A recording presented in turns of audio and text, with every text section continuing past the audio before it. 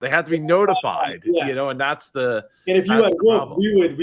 we would be the ones that tell them for them to find out. Ideally, Yes. right? So that's the point. It's not just about like rescuing your pet from dying. It's about rescuing them quickly so that there's no trauma.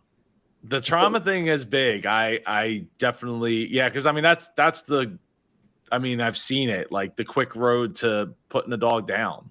Yeah. Because they end up somewhere else, and then they end up somewhere else, and they end up somewhere else, and they end up biting somebody, and it just turns in like it's not the dog's fault. Like it didn't happen, like they didn't cause that to happen. It was somebody else that, situation happened to them. And it's sad. Yeah, some of the marketing I have to put it together first, but some ideas I have is like interviewing a vet, interviewing a ER person, and interviewing a police officer. So like each one would have their own story. Like for example, the vet, I'd ask them like, how long is too long for a dog, for example, to be left alone? They'd probably say, 8 hours is the max you should do it. Otherwise there's consequences. So imagine like 24 hours, right? Mentally they're going to be damaged.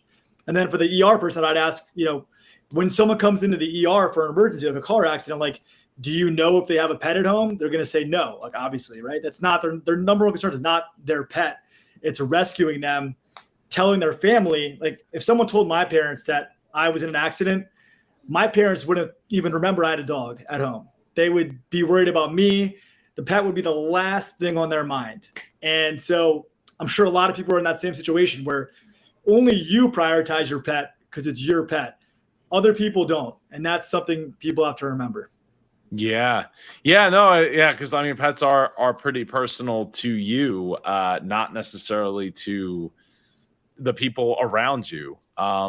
Yep. So yeah. No. I mean, I definitely see the appeal of this, especially if you don't have more than one person living at the house, Yeah. right? So it's not just if it was just me living, say, in a city, New York or whatever, and if I don't come home and do it, take the dog out or take care of the dog, like there ain't somebody else there to do it. It's not like, well, the three other roommates I have will definitely take care of it, or at least we have like a contingency plan at that point. But Yeah. But even then, like, it still would be nice to have that because maybe those people have, jobs and other things, or three other people that you live with happen that also have some kind of circumstance that for some reason they just couldn't be there at that time. Yeah.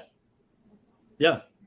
So I think it's, it's a peace of mind that somebody can be alerted to go and take care of it. So it does make a lot of sense. Thank you. Yeah.